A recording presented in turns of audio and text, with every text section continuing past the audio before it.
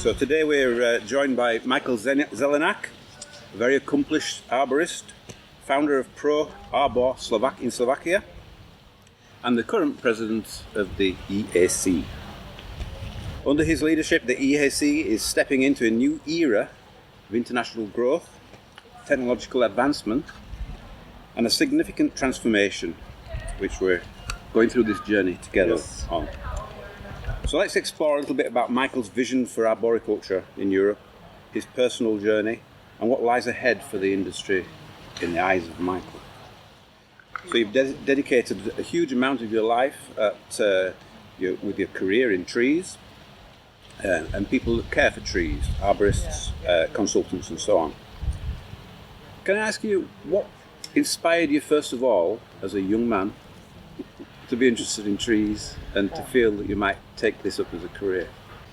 What inspired me about a career of arborist, like many of us, money. To explain it, I came into the industry from technical climbing, from industrial climbing. So my first jobs at Heights were cleaning windows, some technical work, like we installed the technical stuff for the new mobile phones at the time, because it was 95. Okay. So this was my start. And one day somebody asked me, "Can you cut a tree?" Of course we can. That easy. We had no idea about trees, but this was the start. So we cut the. We didn't prune the tree, we cut the tree, and it was like in the way which today we will call the police and stop the actions, of course. And this is how we started to climb on trees and cut the trees. It was not the real arboriculture. In the beginning, we even painted the wounds, not because of healing, but because the clients didn't want to see it. So, which I heard that this was common in many countries. Then I have a period when I did nothing in this industry. I went to Germany. I worked in several jobs possible, even in McDonald's. And one day somehow I get in the group of people that ask, I would like to do arboriculture. I also did it, I would like also. And I lived close to Nuremberg in Germany, where is the biggest school we have, the Nürnberger. So we went there for a tree climbing course, and this was the beginning. Of course, when we arrived there, I was wondering, what is this? What is visioning and arboriculture? Oh, wow. Mm-hmm. And so this was the start, and then apparently I did SKTA, this tree climbing technique in Germany, then the BEC, and this was the beginning. Okay, so from climbing structures and ladders and being on fixed platforms, it's quite a leap to go into ropes and trees. Were you scared of that? Or was it? No, not really. I was young. It was exciting. Heights, yeah? And trees were completely different, because the industrial climbing is mostly movement from the top down. This is the common technique on most of the jobs. And trees were completely different.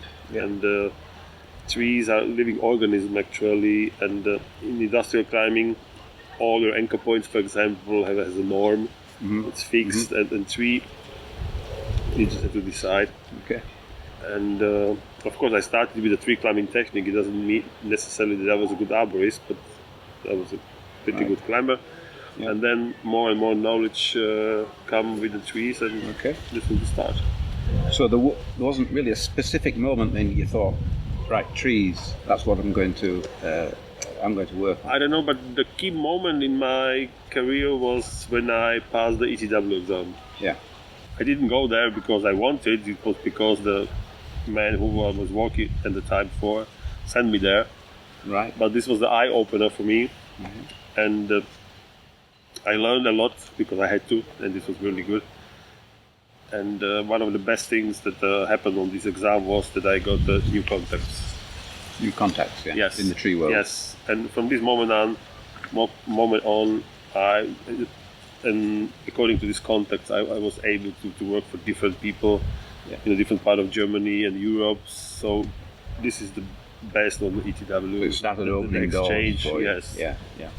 Great. So, looking back at your whole career, what particular achievement would you say on your professional journey that makes you feel most proud? Most proud? My VetCert exam. VetCert. Yes, I passed the VetCert practical on the consultant level.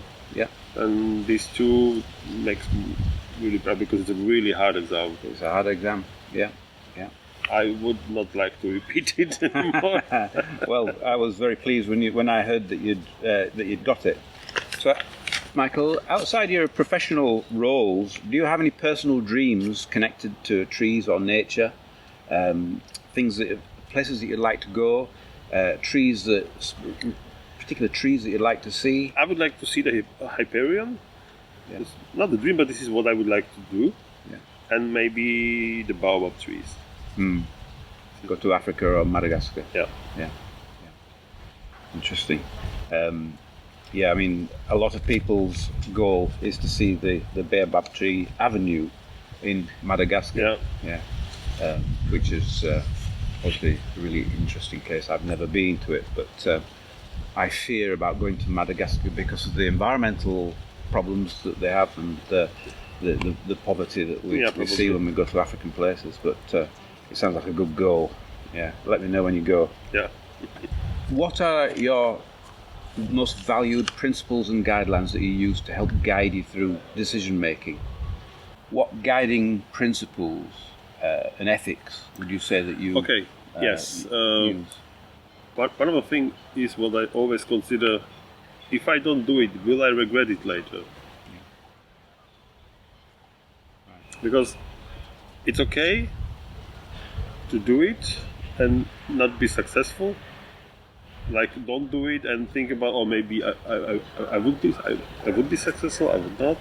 So, yeah, it's certainly true that people who don't go for things may lay there on the deathbed wishing and wondering what would have happened if they'd. Of course, I didn't do a lot of things, but in my professional career, I did a lot of things what I don't have any idea of. But I thought, okay, let's do it, and we will see where it will go. Give it a go. I like that attitude. And what advice would you give to a young arborist setting out in the career? Learn, and learn. I know in the eastern part of the Europe it's like a not very favorite sentence, but not because of Mr. Lenin said learn, and learn, but it's right. Yeah, I always say without education you will not go far in arboriculture. Yeah. With young people coming into the industry, certainly very different to when I was moving into the industry, but probably very different to when you were moving into the industry as well. What particular skills do you think the young people have at this moment in time, which perhaps we didn't have, that might help them? I would know what they don't have. Tell me a bit about that. Respect. Being humble, be respectful. Because now, I don't want to blame anybody, but the young arborists start. The most important is climbing, shiny thing. But arboriculture is not climbing. The tree climbing is only a tool. Yeah. It was also hard for me when I was younger and actively climbing. The tree climbing is only a tool. Arboriculture, part of the job. To be arborist and trees is something completely different. Yeah. This is what they have to understand. I know they don't understand it right now. It's fine, but at some point they have to understand it. So in this modern world, moving on from the young people who are very used to technology, technology is changing very rapidly. We've got AI, we've got digital tree inventories, which we've used for quite some time, but different diagnostic tools to look at decay in trees. How do you see this technological situation advancing? Yeah, technology is good if you know how to use it. Yeah. So nowadays the people are really in advantage, because when we started we have to everything search for it, look for it, read books, everything. Now we just put out the phone, in 2 seconds you have the answer. Yeah. And I'm wondering that with these possibilities the people are not able to learn. I wouldn't understand it in the past, where you have to go, I don't know, to the library or buy some books and or connect to people, try to get some knowledge. In these days, you can have knowledge how much you wish, as long as you absorb it. Yes. Yeah. And I know that when I was studying, I went to the library, I rented books, and I wrote it all out and drew the pictures. Yeah. And then it was focused. It was fixed in my mind. Whereas if you quickly flip, if I look at a phone page, I don't remember it. Yeah. But I'm sure the young people nowadays will do. So recently, we've been involved with the EAC as expanding from Europe into other countries. We've got interest from other countries in Asia, particularly. And within the last couple of months, there's an exam which took place, which you presided over, and people from Taiwan, from Malaysia and Hong Kong attended the exam, took the exam, and there were quite a few successes. Can you tell us a little bit how you see that developing, and how you feel that is an important part of our spreading of information and good practice across the world? Yeah, as a European, I see that the spreading our knowledge to people who wish this knowledge is great to see that the people are demanding this information and this certification. It's unnecessary to spread to the world, but if there are people in the world that really ask us for this, and I would like to mention the European Arboricultural Standards, which is really, in my opinion, after ETW, ETT, it is the third best thing that EAC ever was part of it and was supporting. And I don't know, they are not the best standards in the world, but they are the standards. They are free available. It is possible for everybody in the world to get it, and we very appreciated that people wish to have this standard. So, and this exam, I remember the candidates. Many of them had a copy of the standards, translated by AI apparently, but printed, and they were holding it like a Bible, and they were reading everything. And it was so funny. Sometimes they ask us about some part of something, and we thought, it is in the standard. Okay, I have to read it precisely. So they knew it even better than we. And it's our dedication to the world. So yeah. So when you imagine the EAC in the next 10 years, what do you see? How do you see it unraveling over the next 10 years?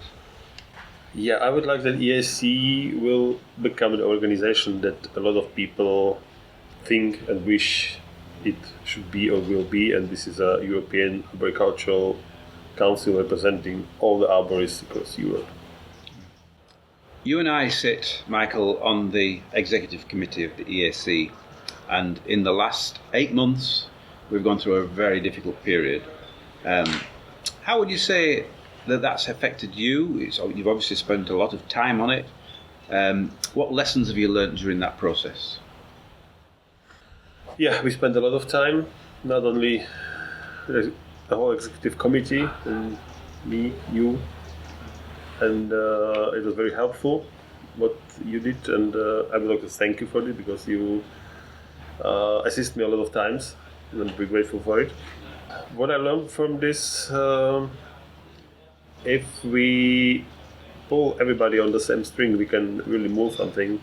And when I took over the EAC, I was prepared to have a lot of fights and struggle and discussions, and it happened as it happened, and now we have the chance to build up something real, something really what will be like we wish always it will be. Not only us, also the arborists in Europe. And the younger arborists in the future. I think we all agree that the EAC has worked really well over the last 20 years or so, but it just needed a bit of a stir-up. Yes, if organization is running and you let it run, it doesn't mean that it will run well. And as you mentioned, it was running now for a very long time. And these kind of organizations, you have to adjust it, you have to improve it, you need changes, you need new ideas. And this is what I would like to really proceed And as I mentioned, I would like to really involve all people that have some interest with EAC, like our supervisors, which is really probably unique in arboriculture. Such association has supervisors because they are the link to all our clients, which are the certification centers, the arborists. And I would like to also involve the certification centers, even if they are like profit-making organizations. But we have to talk with them also, and we have to listen to them. So I would like to involve everybody who is interested in EAC. And I think that was apparent today in our AGM that we had. I felt that people started to realise that they could be involved in this whole process. Finally, would you have a message to pass to the members, the country members, the certification centres, the examiners, supervisors, an overall message that you would give them about the changes that are being made at the moment and how things might be in the future? The message is we will rebuild the organization with the best intention that we have, and we will listen to everybody, but it has to be clear that we cannot make all of the ideas real that the people has, but we will do as much as possible according to the best wishes of the EAC, and we will listen to everybody, and everybody will have the possibility to be involved. But I would like to ask for a little bit patience, because we have a lot of constructions, and we will set up the strategic points that we have to do. So not everything will be in the first. We have to split it according to the. We can't do everything in one go. Yes. Yeah. So don't be like said that something not happen straight, but it will come. Yeah. Great. Thank you. Good to catch up in this format. Thank you very much, John. Thank you.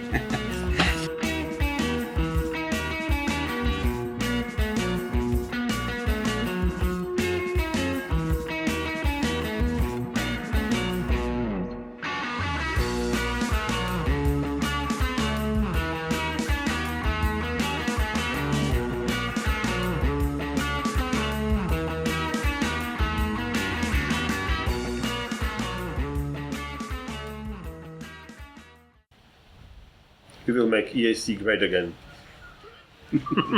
No.